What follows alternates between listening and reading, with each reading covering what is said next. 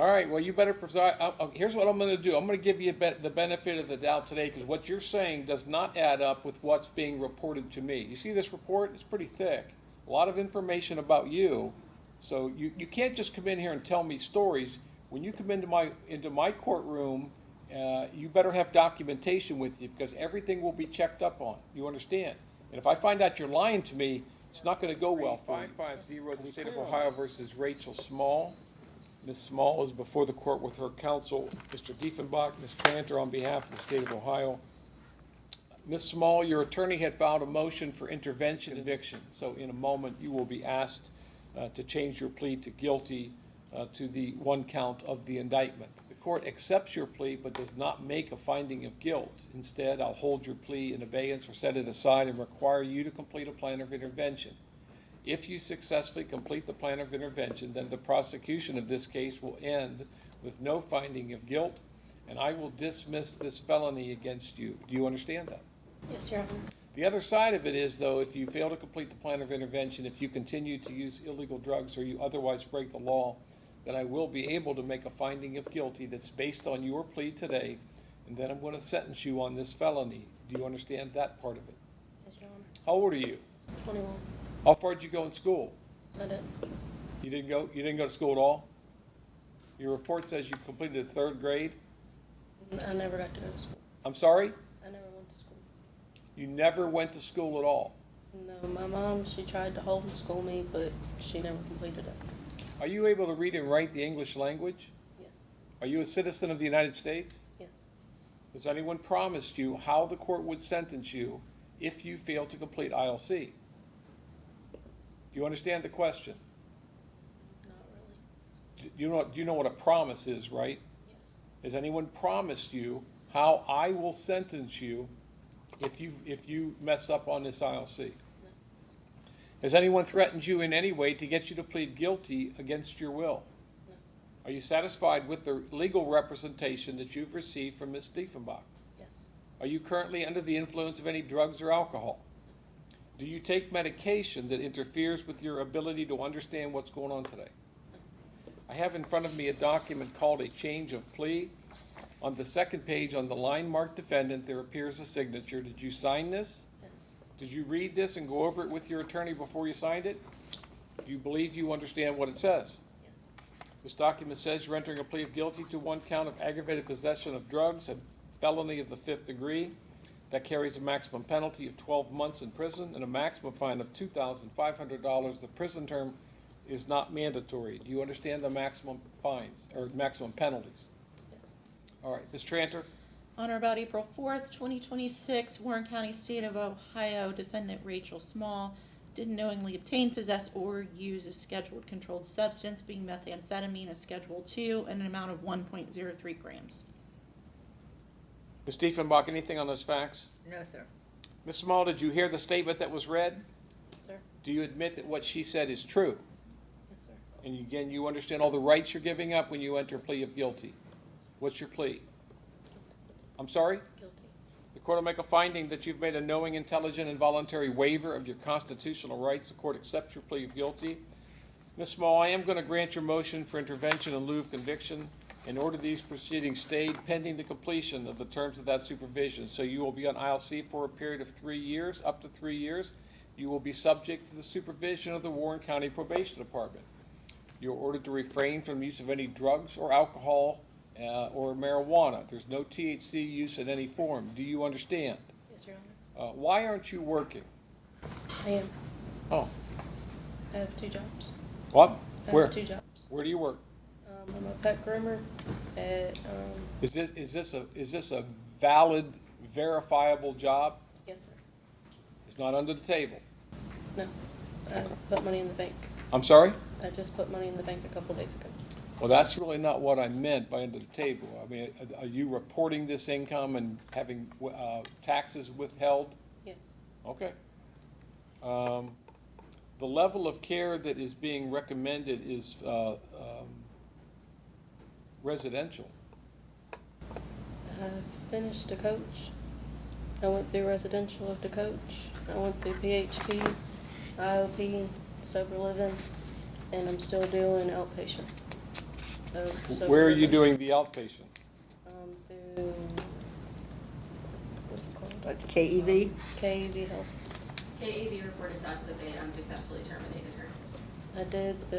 I unsuccessfully did the residential, like the in-house part, but I did do all of the coach. But I didn't do the in-house of Izzy's house, so I just kept doing the outpatient of KEV.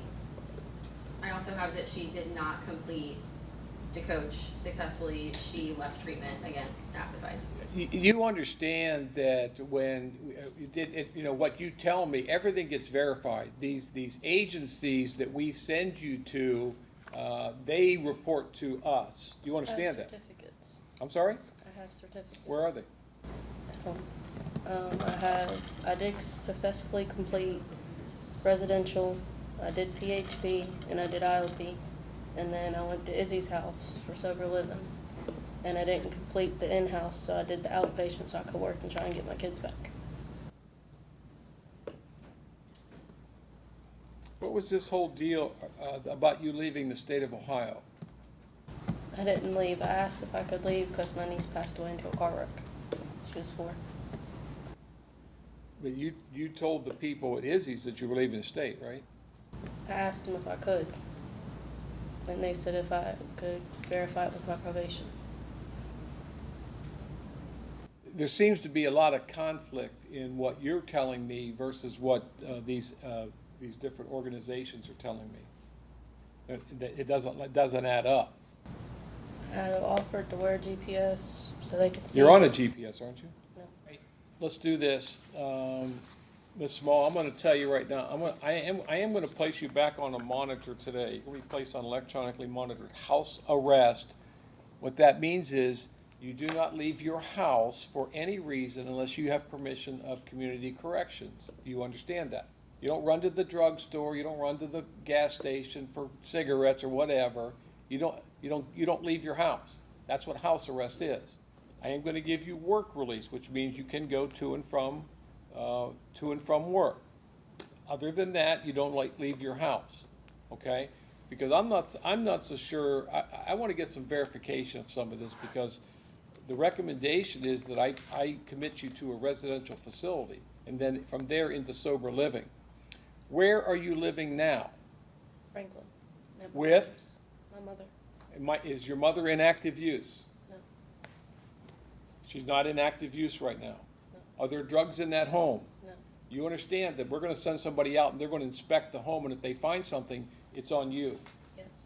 Drugs, alcohol, marijuana, if anything's found in your house, it comes back to you. Yes. You understand that? Yes. All right. KAV reports that you did the assessment but never done anything in follow-up. I do on the phone, like they do like these groups, and they're giving me the groups on the afternoon so I can work in the morning time. Her name's Rachel. And there's a lady named Megan.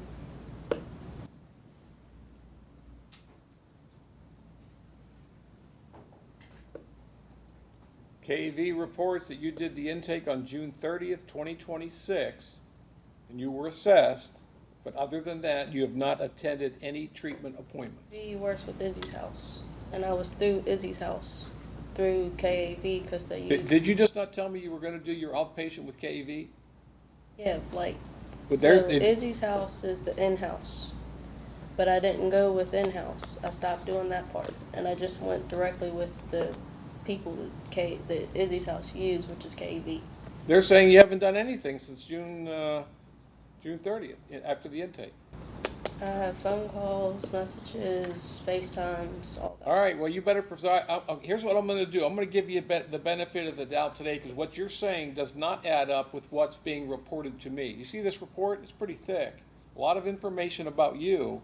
So you can't just come in here and tell me stories. You come into my courtroom, you better have documentation with you because everything will be checked up on. You understand? And if I find out you're lying to me, it's not going to go well for you. Yes, sir. Are we clear on this? Yes. All right, so let's allow her to, let's not do the residential this time. Instead, I'm going to put her on a monitor. Let's do with we'll start with the KAV treatment. You are ordered to successfully complete it. So if I get a report from KAV that says that that they have terminated you unsuccessfully, I'm gonna accept what they say, not what you come in here and tell me. Yes, sir. And you better be prepared to present all of this documentation to your probation officer, because it's not just a matter of your word. You have to document everything that you do. You must communicate.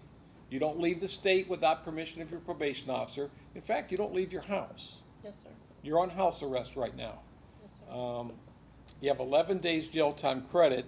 I also want you to get your GED. Do you know what that is? Yes.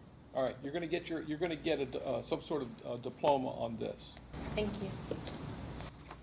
Ms. Small, you've come in here today very unprepared. One of the reasons that I even let you out of jail initially was for you to get treatment, and it doesn't look like, according to what they're reporting, that you've completed anything. Even though you're coming in here and telling me that you successfully did this, you successfully did that, but you have no documentation of any of this. That gentleman I just sent to prison, he's been in jail and he brought me 2 certificates of completion. So you have documentation, you better provide it to your probation officer. I'm not gonna be playing games with you. Yes, sir. Your Honor, DeCoach did just email us saying that she left against staff advice on June 28th and reported that she would go to another facility with her boyfriend. But I do have some. Okay, and let me make this very, very clear. You do not get to decide. I've ordered you into, we're starting off with this KAV, correct? And that's where you say you're getting treatment. Yes, sir. Do you understand that? Yes, sir.